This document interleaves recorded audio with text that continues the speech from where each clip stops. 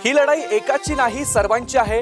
गद्दारांना खतपाणी घालणाऱ्यांना आपल्याला गाडावंच लागेल असा निर्धार उद्धव ठाकरेंनी व्यक्त केलाय. आपल्या समोरचा प्रतिस्पर्धी कपटी आहे, भ्रष्टाचारी लोकांची युती झालीये. हे मुंबई गिळायला बघतायत, आम्ही मुंबईचं रक्षण करायचं बघतोय. यांना पळवून लावण्यासाठीच मी आणि राज एकत्र आलोय असं उद्धव ठाकरे म्हणाले. आपल्याला संपवण्याची ताकद कोणामध्येच नाही, त्यामुळे आपलीच माणसं आपल्यावर सोडली जात आहेत.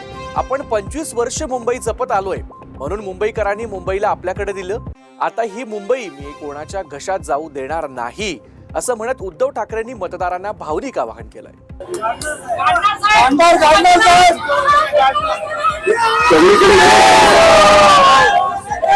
एक लक्षात घ्या की आपल्या समोर जो आपला प्रतिस्पर्धी आहे हा कपटी आहे.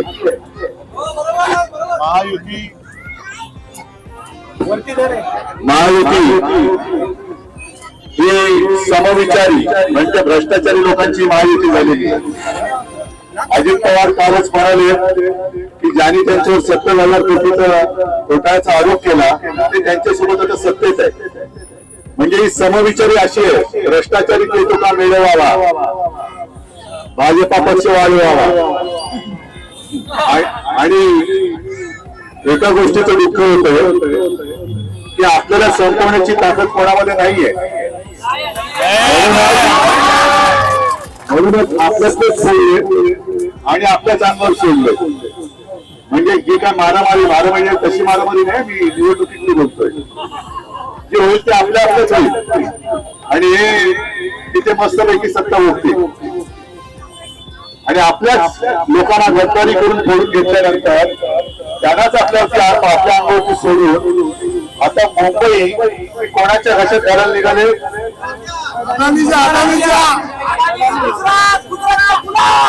कोणाच्या आहे ना कल्पना एवढं. आणि मुंबईची वाट ठेवून टाकलेली. म्हणजे जी मुंबई आपण जपत आलो आणि ती जपली मुंबईमध्ये आपण कामं केली म्हणून 25 वर्ष मुंबईकरांनी मुंबई आपल्या शिवसेनेकडे अगदी विश्वासाने सोपवली. आज त्या मुंबईच्या चिंध्या उडवायला निघाले.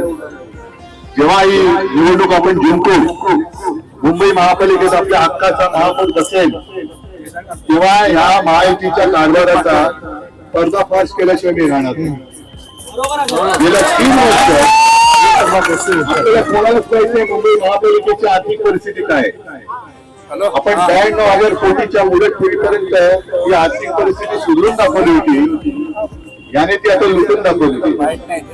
आणि आपल्या सगळ्यांच्या म्हणजे मुंबईच्या डोक्यावरती 3 लाख कोटीचं देणं करून ठेवलेलं आहे.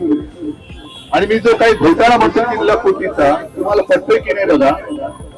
3 लाख कोटी जेव्हा देणं दिलं जातं, कॉन्ट्रॅक्ट दिली गेली, याचाच अर्थ असा की त्यांना कॉन्ट्रॅक्टरना ऍडव्हान्स पैसे सुद्धा देत अशी माझ्याकडे माहिती आली. ती खरी एका खोटी हे आपण तिकडे गेल्यावरती कळेल. आणि मग त्यांना जे काही पैसे दिले गेले त्याचे टक्के यांनी काढलेले आहे. आता हे सगळं आपली सत्ता आल्यानंतर उघड होईल. पण हे एवढ्यावरती थांबत नाही. यांना आता प्रतिस्पर्धी नकोय. मुंबई वगळता इतरत्र मुंबईत सुद्धा 1-2 ठिकाणी तसे त्यांनी प्रचार केले की साम दाम दंड भेट, विरोधी पक्षाचा उमेदवारच पळवायचा, त्याला माघार घ्यायला लावायचा. तुम्ही माघार घ्यायला लावली असेल पण तिथल्या मतदारांचा जो अधिकार तुम्ही चोरला, तो मतदार तुम्हाला धडा शिकवल्याशिवाय राहणार. अनेक जे तरुण आहेत जे पहिल्या प्रथम आयुष्यात मतदान करणार होते, त्यांचा मतदानाचा हक्क या मतचोरांनी चोरलेला आहे. आणि अशी चोरी करून यायला वाटत असेल सत्ता मिळू, मुंबई आम्ही घेऊ, तर आपण म्हणजे मी आणि राज त्यांचे गाव उडवून लावण्यासाठी एकत्र आलेलो आहोत. मुंबई गिळायचं बघताय आणि आम्ही बघतोय ते स्वप्न मुंबईचं रक्षण करण्याचं बघतोय. तुम्ही कोणाच्या सोबत आहात?